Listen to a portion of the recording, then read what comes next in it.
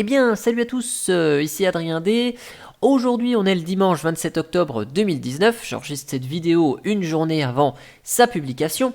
Et on va parler de la MX Linux. Alors, vous savez, la MX Linux, hein, j'en ai parlé, j'en ai fait une vidéo. J'avais pas trop aimé cette distribution quand je l'avais testée ici. Et puis, bon, je m'y suis intéressé un petit peu plus. C'est vrai qu'il y a des outils ici spécifiques à MX qui rendent la distribution peut-être un petit peu plus facile à personnaliser que ce que permet une Xubuntu par exemple par défaut, puisque on a les fameux outils MX qui permettent de faire quelques petits paramétrages, voilà, pour gérer le son, pour gérer des ajustements, des outils. Et puis je m'y suis intéressé un petit peu, et puis comme vous le voyez ici, j'ai fait l'installation le 29 mai 2019, donc 29 mai, 29 juin, juillet, août, septembre, octobre, voilà, je compte sur mes doigts. Ça fait 5 mois, juin, juillet, août, septembre, octobre, ça fait 5 mois, ouais. Et elle fonctionne toujours aussi bien, là, hop, voilà, je la mets à jour, donc je l'ai mise encore à jour hier soir. Et la version 19 est sortie le 22 octobre. Donc là, il y a peut-être encore une petite mise à jour ou deux. Non, même pas, il n'y a plus rien. Donc mon système est complètement à jour et la version 19 est sortie donc le 22 octobre. Alors, je me suis dit, c'est le test pour savoir si une MX Linux pourrait éventuellement remplacer une Linux Mint ou voilà, parce que bon, je suis toujours en quête de la recherche de la distribution Linux la plus facile à prendre en main pour débutants, même si Linux Mint pour le moment répond toujours au cahier des charges. Et donc là, je vois la MX19. Donc pour moi, hein, une distribution qui doit être accessible facilement pour débuter, eh bien, c'est qu'on puisse passer d'une version à l'autre sans trop d'encombre. Hein, comme Linux Mint, on peut faire des mises à niveau. Fedora, on peut le faire aussi. Donc pour rappel, hein, MX Linux, c'est la distribution qui est en top classement sur DistroWatch. Bon, je l'ai utilisé en machine virtuelle, pas en réel. Bon, elle marche, hein, il n'y a pas de souci là-dessus. Cependant, voilà, quid de la mise à niveau vers la version 19. Alors, sur le site, j'ai eu du mal un petit peu à trouver l'information. Donc ici, dans Product Migration, on a les informations par rapport à la migration de la MX Linux pour passer de la version 18.3 à 19. Donc si on va sur Migration, voilà. Donc là, on a tous les cas possibles et inimaginables. Donc ici, par exemple, pour passer de la version 15 à 16, ok, donc il y a des détails ici. Et donc, pour passer, si on a une version 19 RC à la finale, bon, il n'y a pas de souci. D'une bêta, on a des infos. Et donc, pour passer de la version 18 à la version 19, donc on a les instructions ici qui nous disent que parce qu'on a un changement de la base de Debian 9 Stretch à Debian 10 Buster et une migration de XFCE vers la version 4.14, eh bien, il n'y a pas de mise à niveau possible. Il n'y a pas d'option de mise à niveau. Et donc, on doit faire une installation toute clean. C'est bien. Sauf que moi ça me convient pas du tout ça, parce que une distribution où on dit à la personne non, vous pouvez pas la mettre à jour, tant pis, et c'est pas très sérieux. Alors là on a encore des mises à jour, hop, je vais faire voir, mettre à niveau. Donc là on voit ici qu'on a MX Repo Manager, donc ça se met à jour, MX Tweak, on a un 19 quelque chose, donc on peut mettre à niveau comme ça, mais au bout d'un certain temps on va se rendre compte que qu'est-ce qui va se passer? Eh bien, la base Debian sera plus mise à jour quand la Debian 9 sera plus supportée. Et on sera un petit peu coincé. Donc, concernant la date de fin de support de la MX, là, hop, voilà. Donc, si on tape, par exemple, Life Cycle MX Linux, par exemple, on n'a pas d'infos là-dessus. MX Linux End of Life. Ici, hop, donc là, on a les infos sur la 17, mais on n'a pas d'infos sur la 18. Et hop. Donc là, on a des infos ici. mais c'est un peu compliqué de trouver l'information. Donc, ce qu'on va faire, je suppose que la fin de vie de la MX Linux, vu qu'elle est basée sur Debian 9, EOL Debian 9, c'est la même chose que la fin de vie de Debian, c'est-à-dire 2022 environ.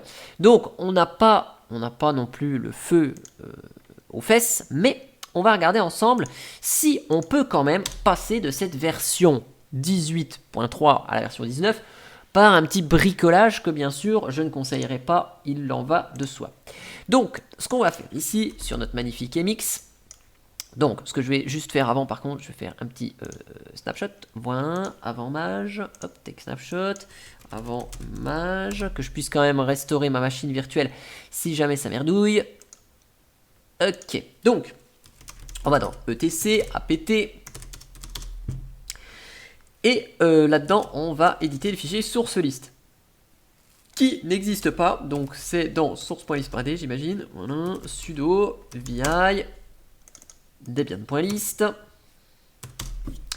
Et donc, on va remplacer les stretch par des busters, donc %s stretch buster, voilà. Et puis, laisse Antix, qu'est-ce qu'on a dans Antix? Bah là, il y a du stretch aussi qui est écrit, donc on va modifier le fichier Antix. On va faire la même chose. %s stretch buster. Voilà. Le Debian stable update, on va faire la même chose. Alors, %s stretch buster. Ah. Comment ça, le fichier est en lecture seule? Ah oui, sudo %s stretch buster. Et dans le MX, on va modifier tous les dépôts, MX list, là il y a quoi? Il y a du stretch, donc on va changer %s stretch buster. Ok.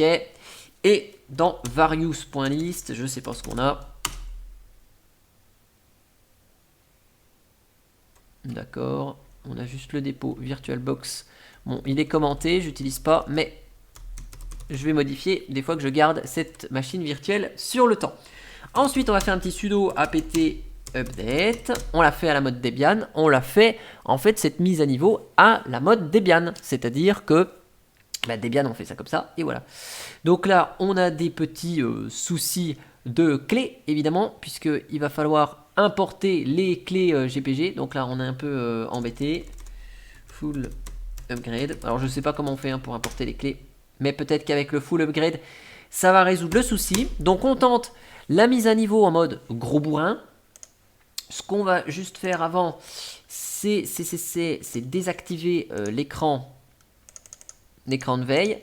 Alors, bon, écran veille, économiseur, on n'a pas ça, veille, non plus. Alors, je sais pas où c'est dans XFCE, c'est un peu le bazar.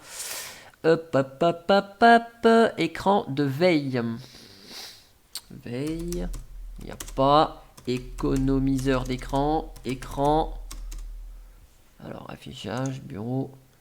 Enfin, il est où cet écran de veille? Parce que moi, je veux pas que ça se mette en route. Et puis qu'après, on puisse pas déverrouiller la session. Alors, c'est peut-être là-dedans.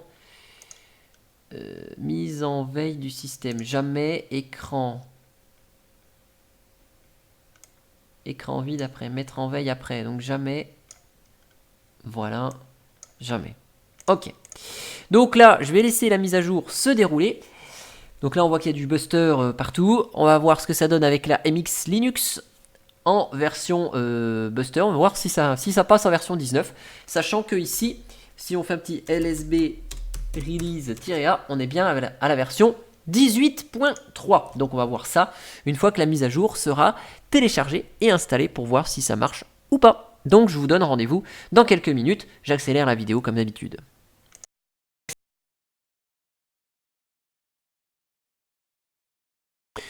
Ok, il y a une petite question, donc on va faire suivant, hop, on va valider le nouveau etc issue. Yes, issue.net, on le valide aussi. Et on laisse la mise à jour se dérouler.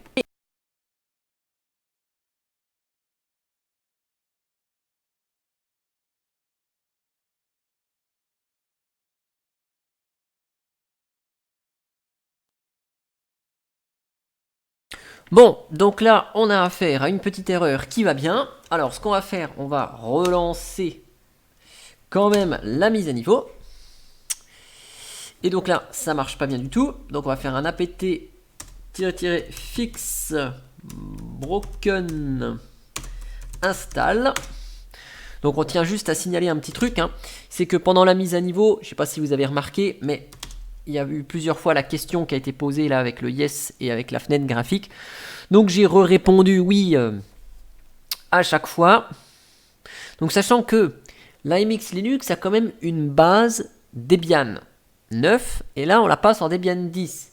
Et ce qu'il faut noter, c'est que la migration d'une Debian 9 vers la Debian 10 se fait sans souci. Donc on relance quand même la mise à niveau, des fois qu'il y a un petit truc qui lui est pas convenu, ça peut arriver.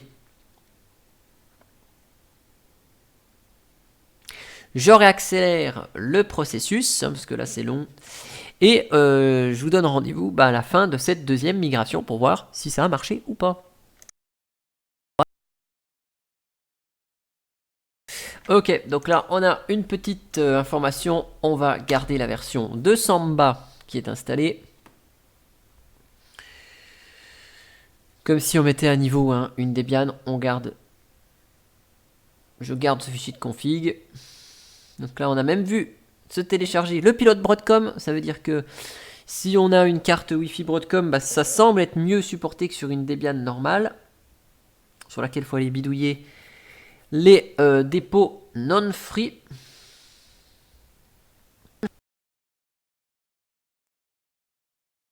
Donc on arrive à la fin de l'installation. Donc on va installer le grub sur DevSDA. Ok. Nouvelle version de grub.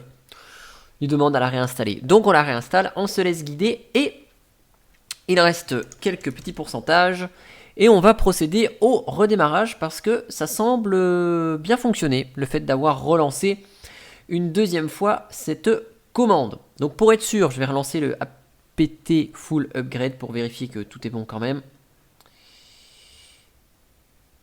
Et ce sera le moment de vérité, à savoir est-ce que si on redémarre, ça fonctionne ou est-ce que si on redémarre, ça ne fonctionne pas. Donc je relance le apt full upgrade. Ok, donc là on est à jour. On va supprimer les orphelins juste après quand même. unem-a, on avait un noyau 4.19.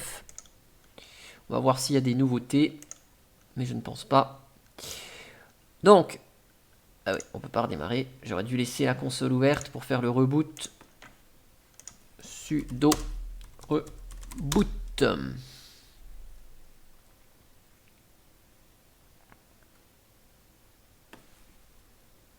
Ok, ça y est, ça reboot. Donc là, Debian 10, c'est pas marqué MX Linux, bon c'est pas très grave. Ça démarre, c'est déjà pas mal.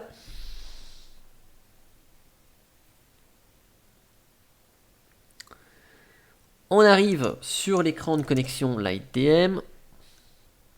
Mon mot de passe est toujours en français, je vais repasser en plein écran. Yeah. Donc ça marche. Cool. LSB release, -A. Bon, c'est marqué Debian 10, pas MX Linux. Bon. Là, on peut que se déconnecter. On peut pas redémarrer, éteindre, rien faire du tout. Verrouiller, changer, déconnexion, non. Donc là, on a cassé XFCE, du coup, puisque on peut rien faire autre chose que se déconnecter. Sinon, on va regarder rapidement. Donc ça, ça marche toujours. Ok. Firefox marche toujours. Sauf que il est passé en anglais. Non, sinon c'est pas drôle. Alors, pour le remettre en français, c'est ici. Hop. Alors. select language, add, bon, on peut rien faire, choose, donc là, c'est repassé en anglais, bon, c'est pas terrible. Si j'essaie de lancer quelques applis, genre LibreOffice, bah lui, il va marcher quand même, j'espère. Il marche, mais il est en anglais, c'est-à-dire qu'en fait, on a perdu beaucoup de langues. Donc, je vais remettre langue. Il n'y a pas un petit outil MX Linux qui permet de se mettre en... Changer la langue. Alors, MX outils. On va profiter de ces outils-là. Localisation du système. Aucun fichier ou dossier de ce type. Donc, comment dire, eh bien, cette mise à niveau de la version 18 à la version 19, j'ai voulu la faire à la mode Debian, sauf qu'on se rend compte de quoi? Eh bien, qu'on casse un certain nombre d'éléments, qu'on ne peut plus arrêter l'ordinateur en graphique, on perd la langue française, le système démarre, il faudrait peut-être passer un peu plus de temps pour réparer le système, mais on constate donc bien que la mise à niveau de la MX Linux de la version 18 à la version 19, eh bien ça ne marche pas du tout. Donc on va restaurer le snapshot pour rester sur la version 18 et attendre peut-être progressivement qu'il y ait une solution pour mettre à niveau ou pas cette MX Linux. Voilà, et ben j'espère que cette vidéo elle vous aura plu et moi je vous dis à bientôt pour une prochaine vidéo. Allez, ciao ciao.